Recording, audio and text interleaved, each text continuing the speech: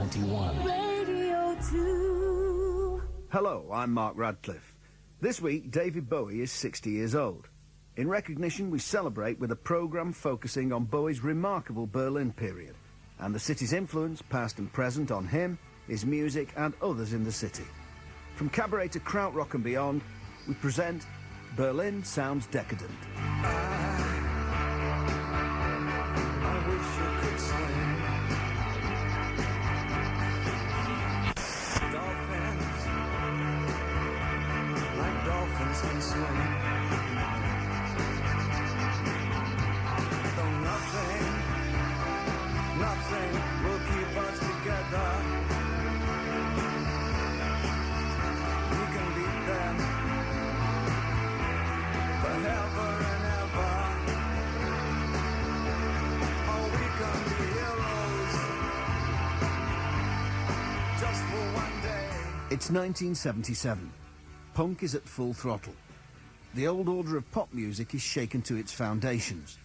And the coolest rock star on the planet is leaving his debauched Sunset Boulevard life in LA to live in a bedsit in bombed-out West Berlin with an unusual housemate. The result will be a series of outstanding, groundbreaking albums. David Bowie. I started really getting very, very worried for my life, you know, and I just had to get myself out of that situation. So I ended up in Berlin, the smack capital of Europe.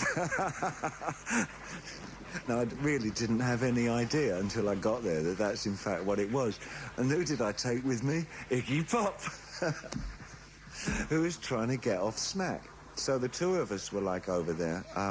But we actually did very well. We were very successful because I think we got ourselves out of that cluster of dreadful people that we found we'd been surrounded with. You know, it was like, well, it's our own faults. We'd encouraged them and they were there, and so it's nobody's responsibility but our own. But it was a way of kind of really cleaning up our act. And it was a long, slow climb back up again, you know. It was very hard. I stumbled into town, just like a sacred cow. Vision the swastika in my head, and plans for it all I want. It's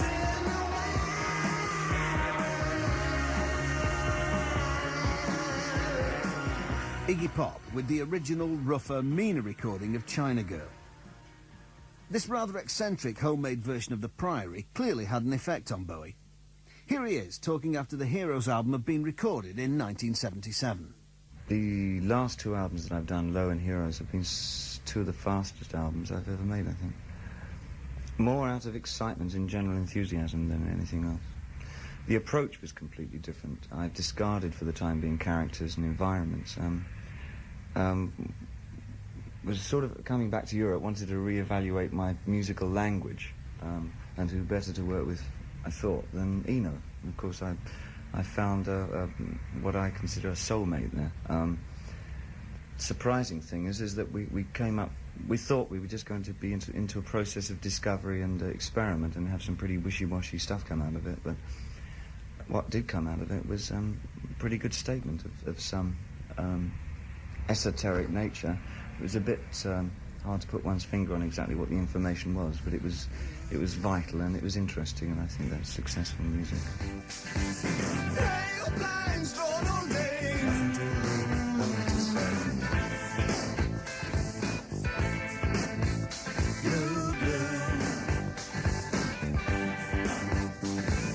I will sit right down, waiting for the gift of sound and vision.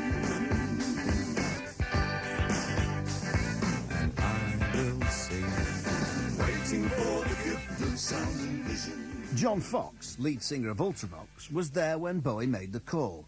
When we were recording the first album as Ultravox with Brian Eno, he came in one day and said, Bowie's called me up and wants to do an album. And Brian liked to play hard to get, which I thought was one of his really endearing sort of qualities. He wasn't sure whether it was the right thing for him to do. He thought it might be too commercial or too pop. And we all said, go on, you've got to do it. You know, he's great, Bowie's great. Go and do it. Be fantastic. Be really interesting. And of course he did it. And those 3 albums were the result of that, you know, with really interesting music like the second side of Low and so on, which were landmarks, I think, really. What they did was they just acknowledged what was happening around that German scene, that everyone who had any imagination in music, I think, at that time was very interested in, for obvious reasons.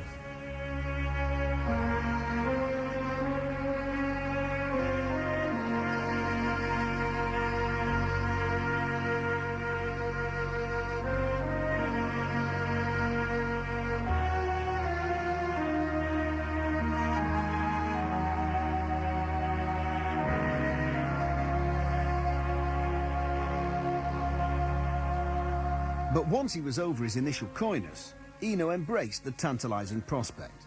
What I think he was trying to do was to duck the momentum of a successful career. You know, the main problem with success is that it is a huge momentum. It's like you've got this big train behind you, and it all wants you to carry on going the same way. Nobody wants you to step off the tracks and start looking around in the scrub around the edges, you know, because nobody can see anything promising there. Of course they can't. It's not their job to see that.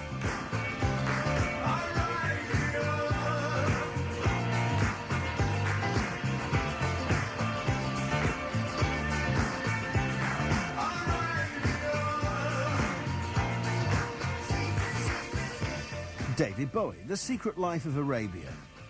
The way I live is very much also part of what produces my work, so I have to keep examining my life to make sure that I'm in constant change and not getting too bloated with philosophic opulence.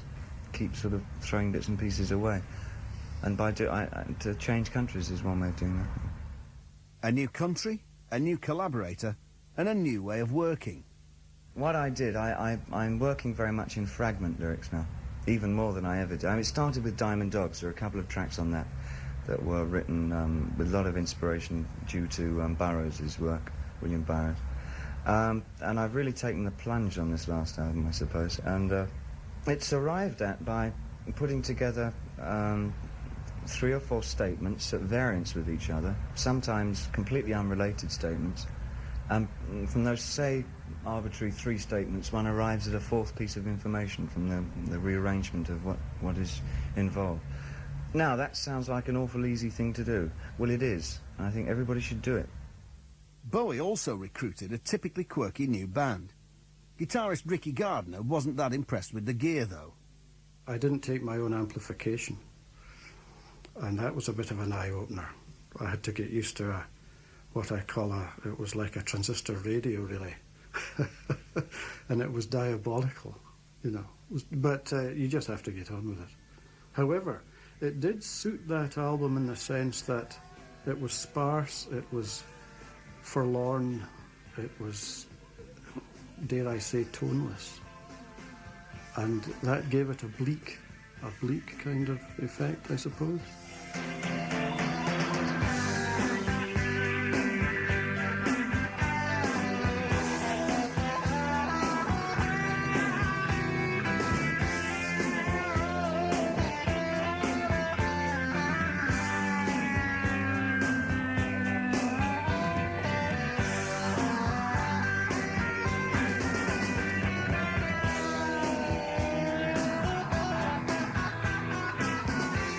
David Bowie, always crashing in the same car. You must understand, I mean, it all sounds incredibly indulgent, and indeed it is, because what I'm trying to do is mould the traditional methods of rock and roll with newer processes. I mean, it is a re-evaluation, and it is trying to find a new form of language, musically. Or artistically, I guess, because I'm not a musician, but artistically. And when it's working, it's all so easy. As far as duration goes, I guess it took no more than half an hour to write any one of the given tracks on any of these albums, these last 2 albums. The lyrics even faster. I work on lyrics in about 10, 15 minutes at the most, I guess. Low and Heroes was centred on a place, Berlin. But they're also centred around an amazing recording studio, Hansa Ton. Bowie's producer, Tony Visconti, remembers the place that was nicknamed the Hall by the Wall. Hansa by the Wall, their main studio, Studio A, was a converted theatre, or it was some kind of a concert hall, that room, at one time. And we couldn't see that room from the control room. It was on closed-circuit television. But what we could see from the console was we would face East Berlin, and we would see the wall at every moment of work. And on the wall would be mounted a turret, a gun turret, with 3 East German guards, and they'd be looking into the control room with these big, powerful binoculars, and they'd watch us work every day. So it was a bit unnerving to watch these guys who had the firing power. They could certainly shoot across the wall and get us through the windows if they wanted to. It was that close. Brian Eno was less scared. See the soldiers on the towers, but I mean, I don't think anyone for one moment thought they were going to start taking pot shots at us or anything. But it certainly added a thread to the sort of geography of the record, in that we were in a place with a very strong personality. And I suppose the way that translates is in making you think you're going to do something strong as well. You know, it's no use releasing something mediocre or pallid in an atmosphere like that. 30 years after Bowie recorded there, Berlin Sounds Decadent visited Hansa Ton recently and met René Renewald, who currently runs the famous old studio. If you look out of this window, these days you have this building there, but during the days when these acts are recorded here, you could see from here, like over the wall. There's only one more building a little up the street, and there was nothing else. There was the Potsdamer Platz with no building at all. So there was this special spirit, as David Bowie describes in his songs, where he is looking directly over the wall, over this fence of destruction. You know, it's I mean, 2 worlds in one city, and I think this energy, compared with the energy of this time, of the spirit of this time, was the reason for this recordings. But it wasn't all work. Berlin at the time was famous for its hedonistic nightlife. And Tony Visconti was a fan of the R&R Bowie laid on between recording the Heroes sessions. The most bizarre place we went to was a place called the Lutzauer Lampe. This place is in a derelict, bombed-out street. Virtually every house on that street was abandoned, except for this one metal door. And you knock on this door, I mean, there's just no cars, nothing, no lights in the windows, nothing. You knock on this door, and a little peephole opens up, and you hear this voice that says, "Ja." And you go, "Well, we're the Jones party." David was calling himself David Jones at the time, making reservations under that name. And he goes, "Oh, ja, guten Abend, come in." And the door would open up, and this would be a guy in drag, not making any attempt to disguise his voice, you know. And this person's name was Daisy. And we'd go in, and Daisy would greet us. Daisy was remarkable, a cross-eyed ex-sailor who's now a drag queen and this kind of the bouncer of the club. I thought that was bizarre in itself, you know. David met all these strange people, and it was our city for the making of that album.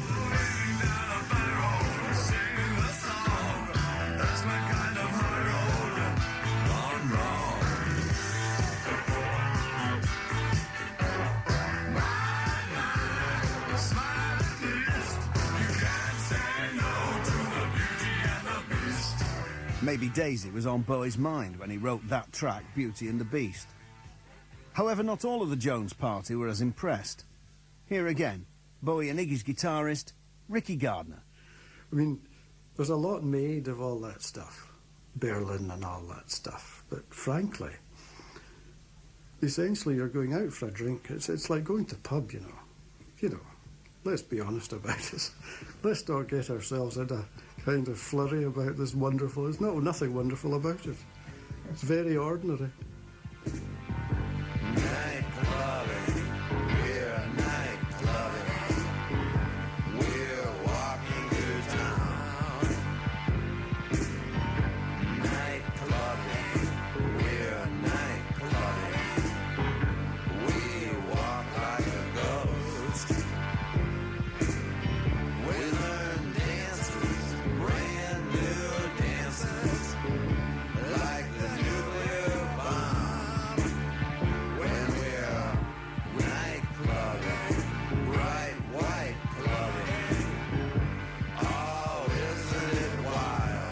Nightclubbing by Iggy Pop.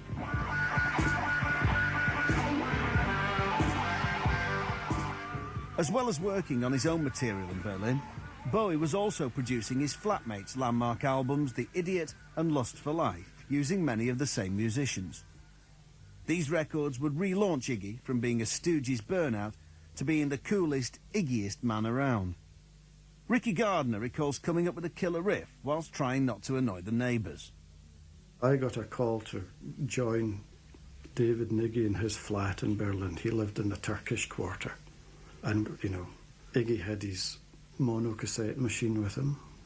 And I had the Strat and it unplugged because the lady next door used to bang on if he made a noise, you know. David had this small, what I call a diminutive pianoforte. And they asked me if I had anything, and I was caught off guard. I didn't realise they wanted material, you see. But I remember casting my mind back and remembered these chords I had come upon wandering around in the sunshine in May. So I remembered that when I was in Berlin. I said, well, there's this, if it's of any use. Iggy put it down in his cassette machine and reappeared the next morning with the lyrics, and that was it. Finished. I am the passenger, and I ride through the city backsides. I see the stars come out of the sky. Yeah, the bright and hollow sky. You know it looks so good tonight.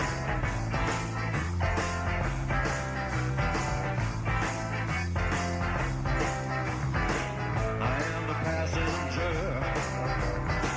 I stay under glass. I look through my window so bright. I see the stars come out tonight. I see the bright and hollow sky. Over the city's rip-back sky. And everything looks good tonight. I sing la la la la la la la la. La la la la la la la la. The Passenger from Iggy Pop's Lust for Life LP. Whilst Ricky, David and Iggy were making pop history on one side of the street, a young Blixer Bargeld, who would later emerge as a driving force in two Berlin-based bands, Einst der Zunder Neubauten and Nick Cave and the Bad Seeds, was twitching the net curtains on the other. I actually lived exactly around the corner.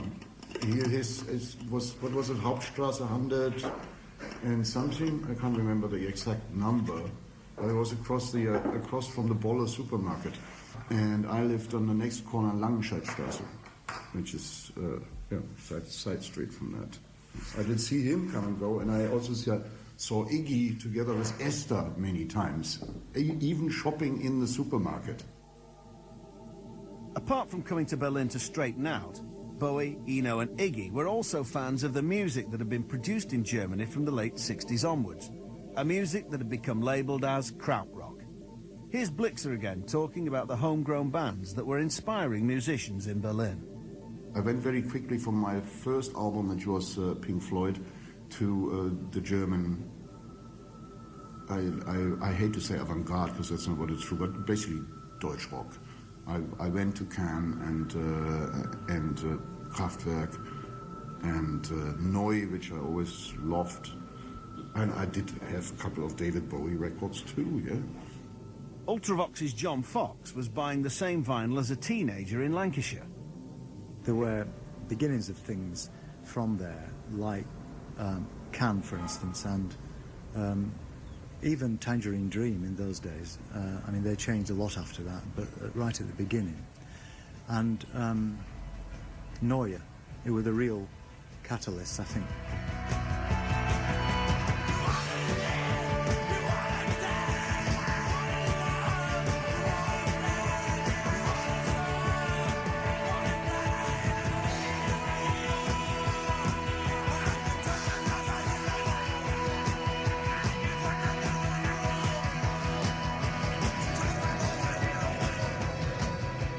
Neu with Hero.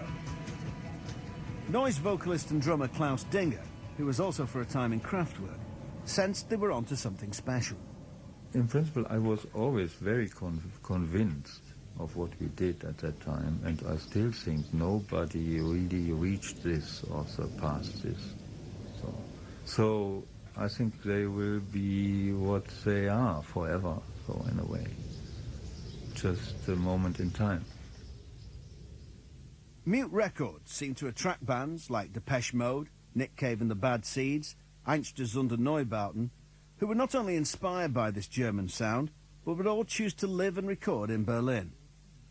Catherine Blake of industrial goth madrigal noise terrorists Miranda Sex Garden explains the three-line whip. I love Can. It's actually Daniel Miller, the boss of Mute Records, who's obsessed with Krautrock, that got us into Can when we were on his label. He just gave us all the CDs, so you have to go away and listen to this. So he wanted us to be as much like Can as possible, I think. Not one of the most commercial decisions in the world.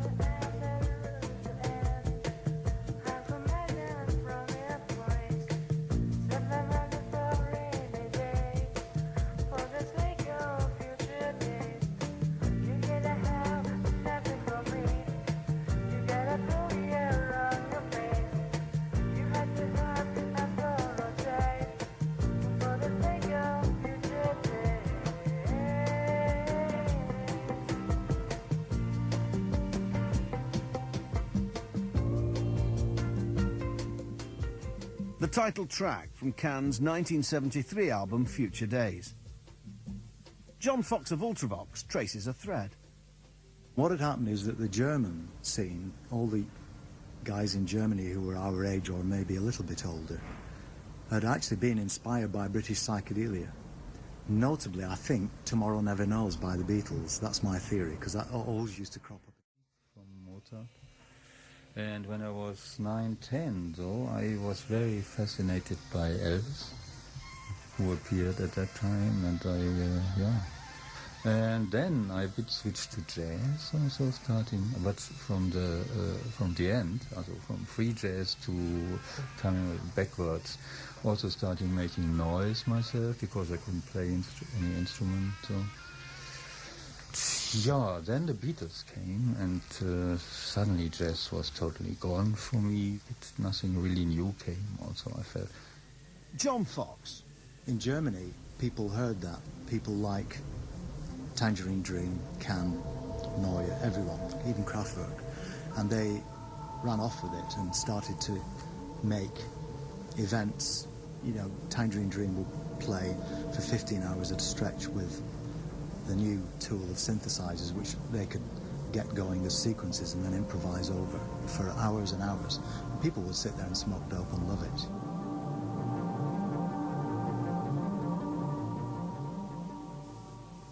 Klaus Dinger swiftly went from listening to the Beatles in his bedroom to joining Kraftwerk, and was present at a key moment in pop history. The day Kraftwerk's Ralf Hutter and Florian Schneider discovered a drum machine. So, and I went for it, and it didn't take that long. I think I left this architecture 69, and end of 1970, Ralf Hutter rang, and I was on the same day still in the studio with Connie. Florian on holiday at that time. So when I did something, so they offered, or Ralf offered me something, and a tape, and I played to this, and okay, so, and Florian came back from holiday, and he didn't like, so I did it again. In principle, the same stuff, but okay. And somewhere in between, towards the end, so I remember Ralf coming with the first Farfisa electric drum machine, and saying, yeah, I got the fastest drummer in the world, so, and, yeah, okay.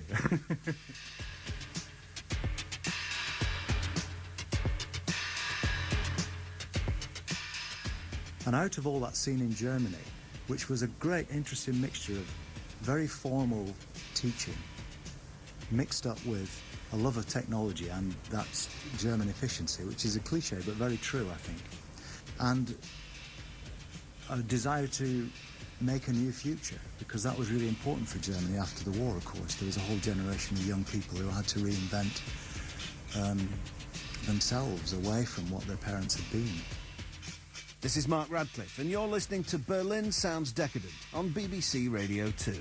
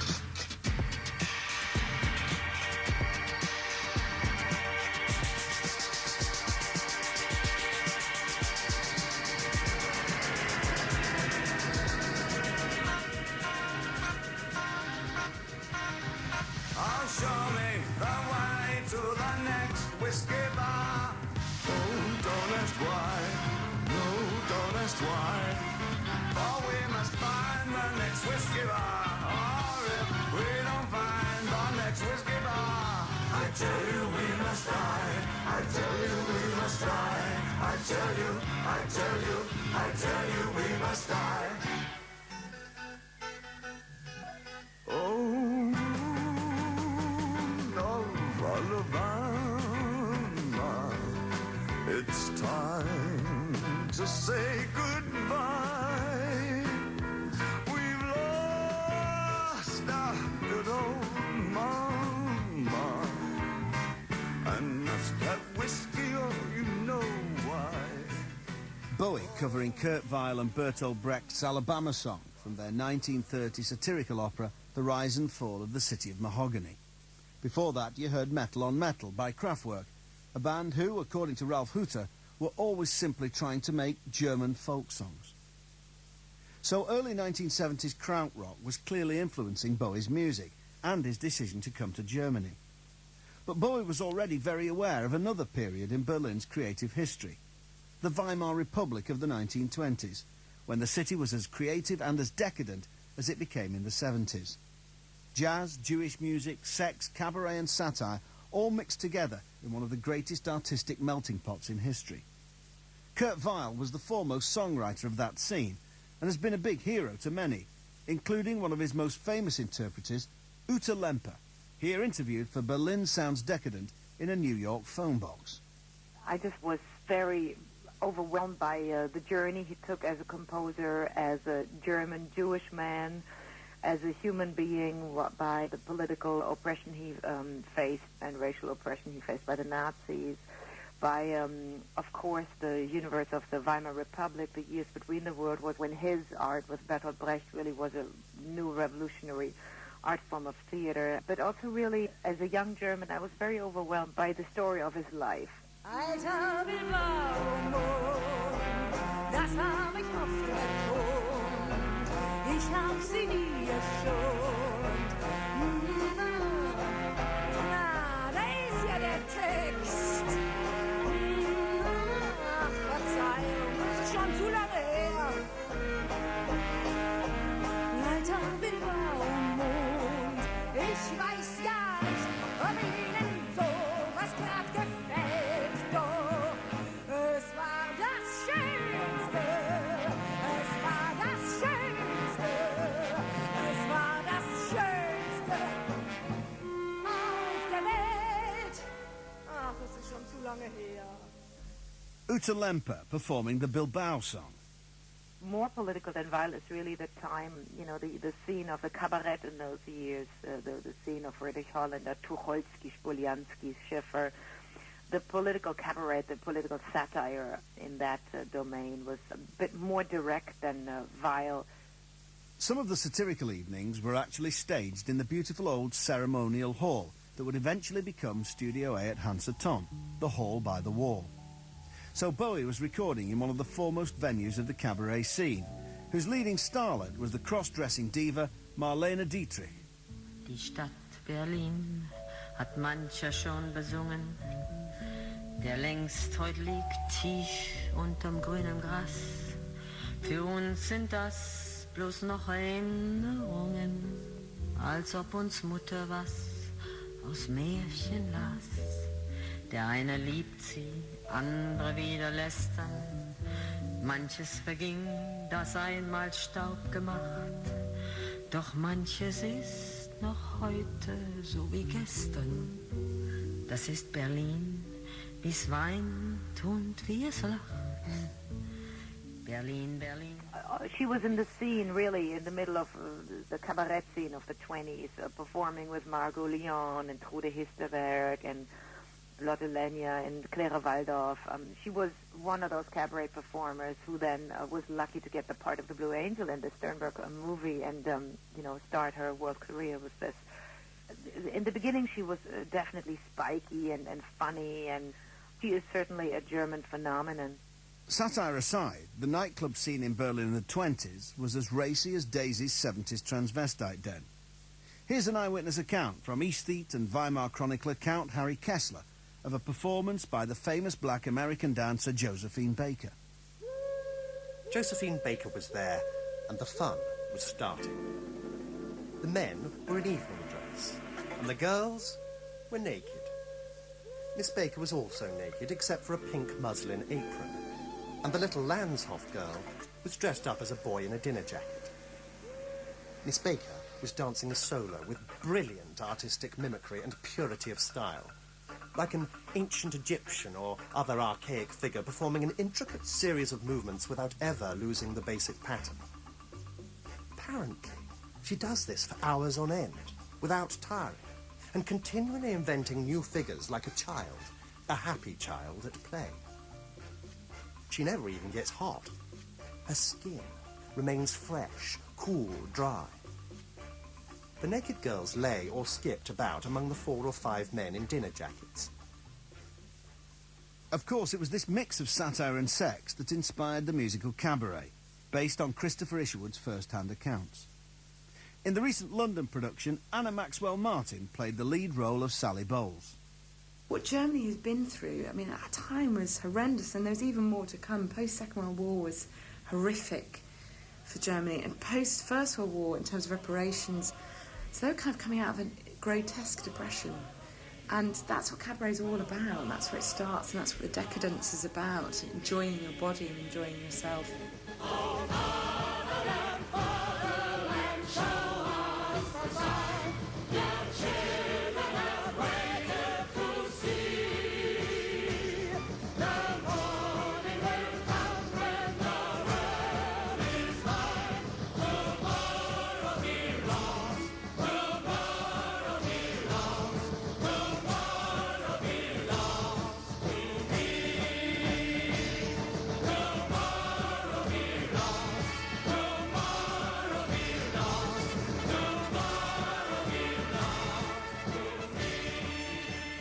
Tomorrow Belongs to Me from Cabaret.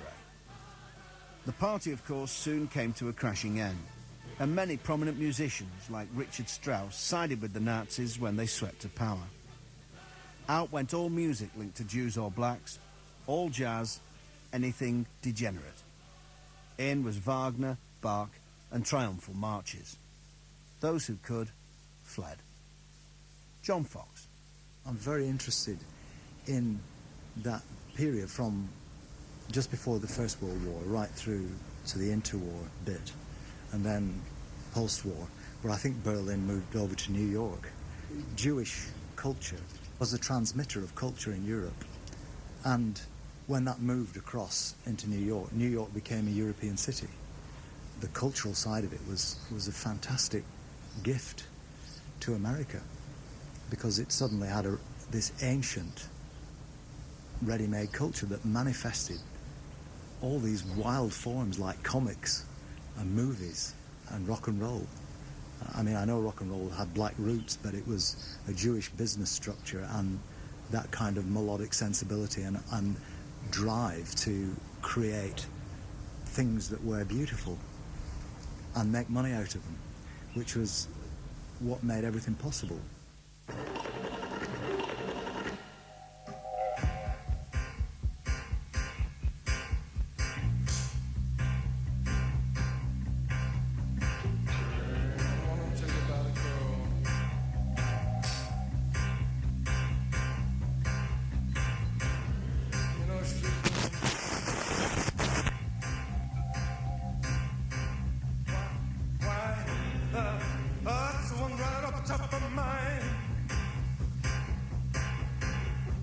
I start to cry. I start to cry.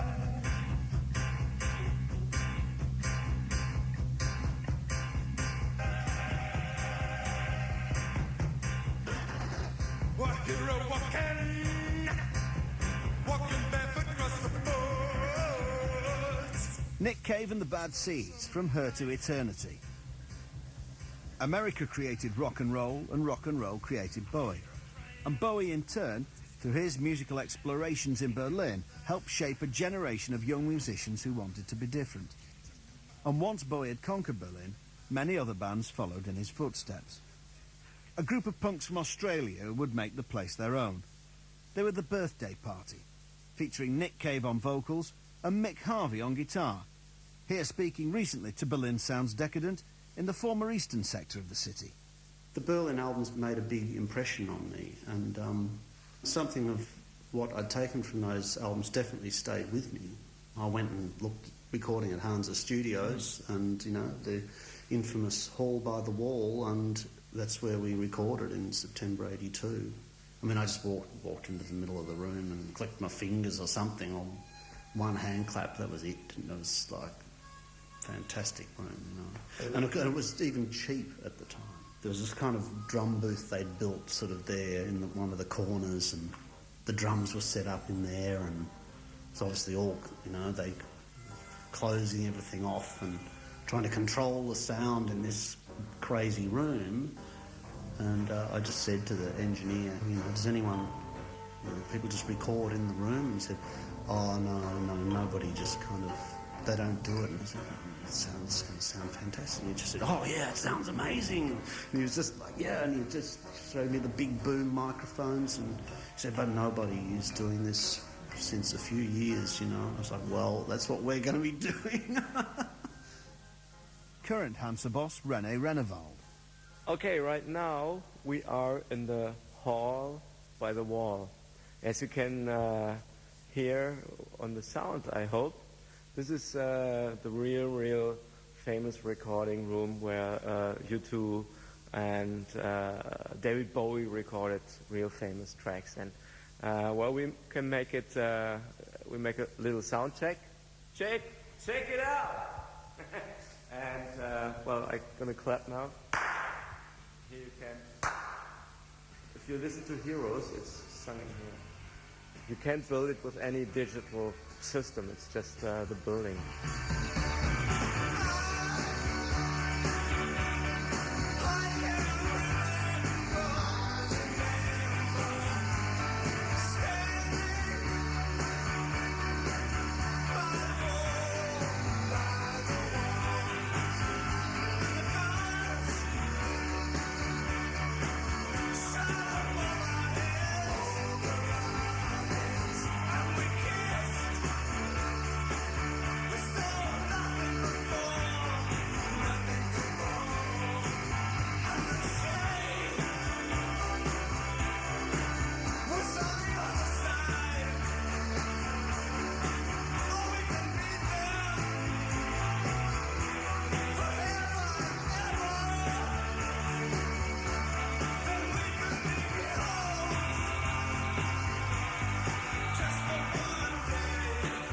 Mick and Nick were certainly sold on the whole package. Mick Harvey. Got back to London in early '82, and I think it was already just discussed, well, why don't we just go and live in Berlin? I mean, there was obviously places we could come and live, you know, it was just laid out for you, basically. Come here. Come here and stay up all night, and, you know, that was it, basically. Sleep on our couch. British band Ultravox had also settled in Berlin. Their vocalist John Fox remembers a typical Berlin gig in the early 80s. Very interesting. All dressed in black, very arty. Camp Kino was a great place to play because it was an old deco, I think, cinema. A bit worn and very dark. The whole scene was dark. I always think of Berlin as in the night time. It's a night city, and that's when it really came to life. So you had a special arts ghetto there, and it became an arts hothouse, really.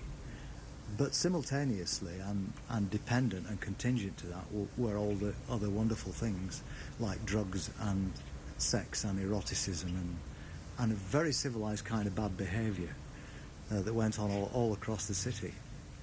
So it was very attractive to anyone who was on tour, especially musicians, young musicians from England who wanted to have a few adventures. The bands there would cross-pollinate. Blixer Bargeld had formed the industrial outfit Einstürzende Neubauten, an act whose music seemed to come out of the very fabric of West Berlin. Mick Harvey remembers when he and Nick Cave first met him. We met Blixer at a club, but he was completely disinterested. No. You know, it's like, this is Mick, this is... But then anyway, but they came and they saw us play at the Paradiso, and we'd seen them on the television the night before, so that was quite funny. Miranda Sexgarden's Catherine Blake was bowled over by Blixer's band. we went on tour with Einstürzende Neubauten, and that was a real inspiration, particularly for our percussionist. He started getting out bits of metal, and Germans love all that, don't they?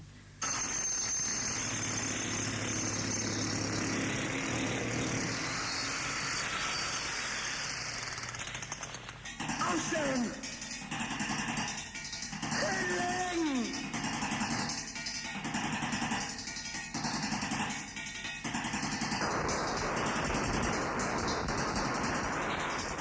Einstürzende Neubauten, Steh auf Berlin. Eventually, Blixer became a bad seed. Mick Harvey again. Yeah, I think Nick just put out the invitation to be involved in the next recordings, and he was a bit surprised to be asked to play guitar in what he considered to be a real band. Well, at the time he had a guitar which had 2 nails instead of machine heads, and the strings were literally just tied on and untunable, which was interesting.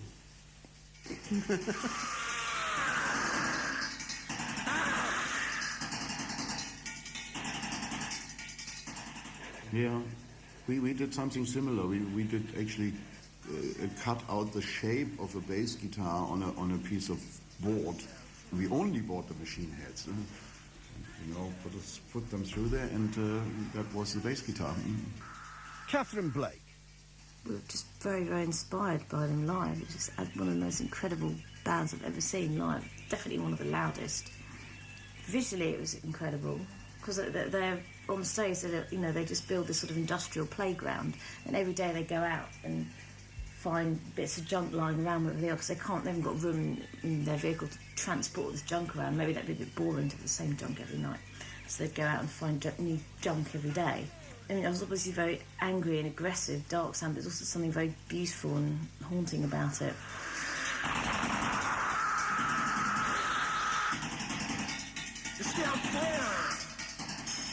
Blixer Bargeld. So it was possible to survive certainly on a low or no budget economical level. It was possible to still have a decent life.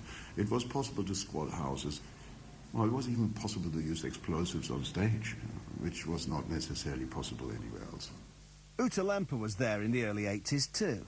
I loved to be there. I was playing at the theatre, at the Theater des Westens, the Theatre of the West in those years, and riding my bike everywhere. It was just like a really exciting scene to live in. The actors, the painters, the fine arts, the musicians. It was a kind of an anarchic spirit in that city, a rebellious city, different.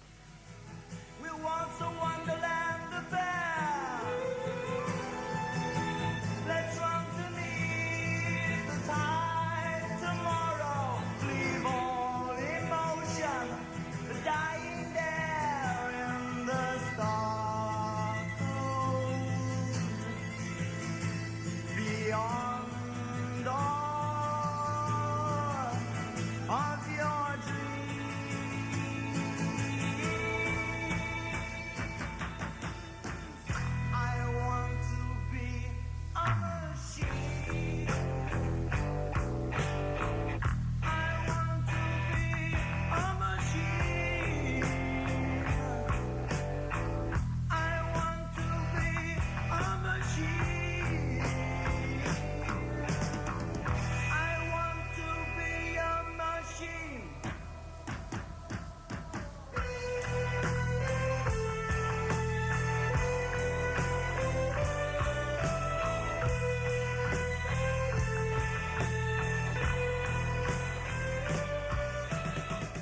A lyric undoubtedly inspired by Krautrock, I Want to Be a Machine by Ultravox. And West Berlin's decadence spread beyond the pop world. Catherine Blake. It was just such an avant-garde place. It was so completely unboxed in. Like, you go to a classical concert and people would be like smoking spliff in the audience. It was really kind of the complete opposite to London. Blixa Bargeld.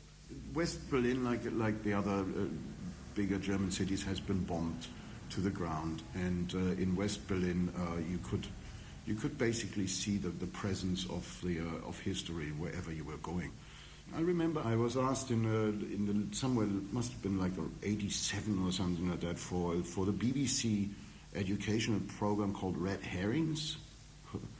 I had to show them around Berlin, and I took them to what is now Potsdamer Platz, which was back then a complete wasteland, and I could just point in every direction and say, over there used to be this, and over there used to be that, and what you see here on the ground is this and that and that. And as you can see, you don't see anything. It's not there. You see the wall over there, and this is a vast space, and used to be one of the busiest traffic-jammed places in the world. And you can see the bullet marks here, and you can see the bullet marks there, and somewhere around there must have been the Führerbunker.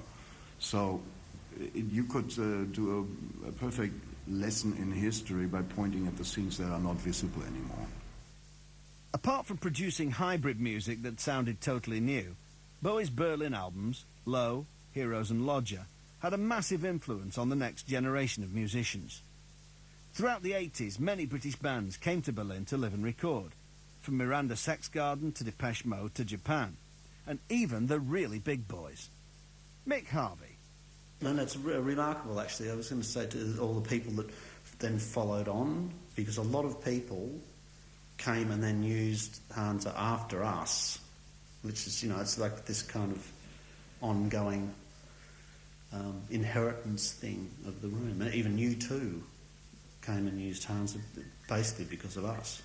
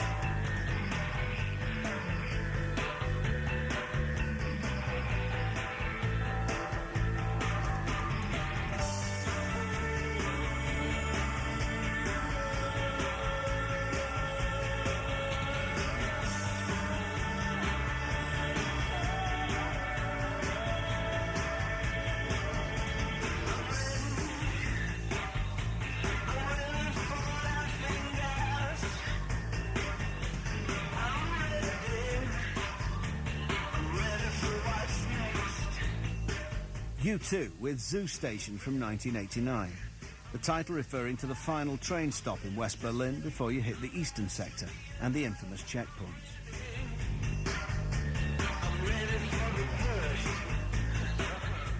U2 were recording the Achtung Baby album with Brian Eno in the Hansa studio as the wall was being torn down barely 100 metres away. On the other side of town, Nick Cave and the Bad Seeds were mixing their album The Good Son. The wall was down. West Berlin was suddenly just a memory. The sun on the meadow is summery one. The stag in the forest runs free. But gather together to greet the storm. Tomorrow belongs to me. So what about Berlin now? Is it still as vibrant as it was in the 20s or the 70s or the 80s? Has it reinvented itself once more? Mick Harvey. It retains something of its character, despite that change. I mean, obviously the 80s, or the period up to 89, Berlin had a very particular flavour. and a very particular kind of weird character, which was probably different for every different person, but it had, you know, a very unique kind of existence here. And that obviously changed after '89, but it seems to me that the nature of the artistic community is very similar to the way it always was. I don't know how that happens. There's a kind of continuum that's got back from the 20s or whatever, this character of Berlin is just sort of resurfaced automatically. It's percolated back up again. Blixer's not so sure. No, I still like Berlin as a city, and I still think that it is a great city. But the uniqueness that it had in the 70s and 80s, it wasn't even there before the wall came down. It has imploded long before. Like by the late 80s, West Berlin was a fairly uninteresting place.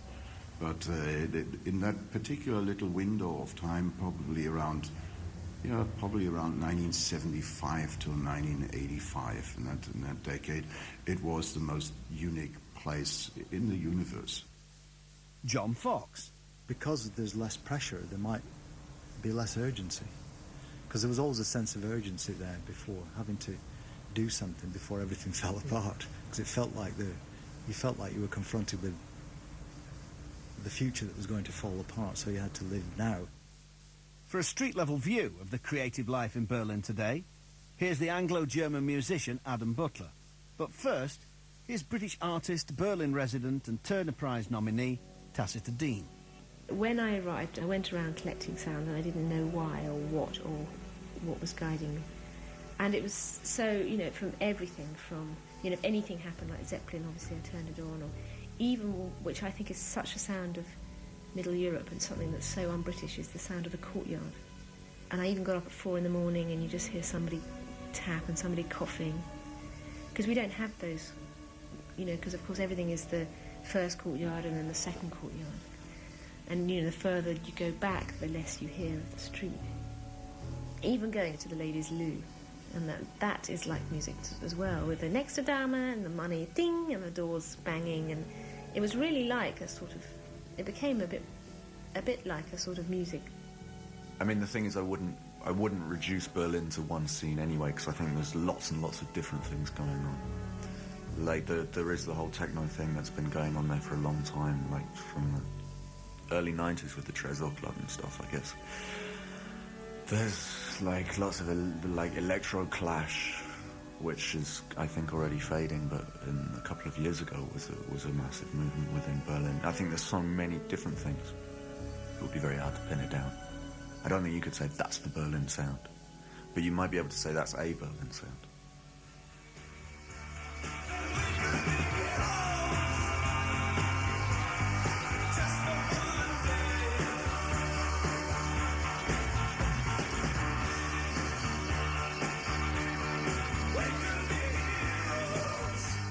I'm Mark Radcliffe, and Berlin Sounds Decadent was a CSA word production written and directed by Grant Gordon for BBC Radio 2.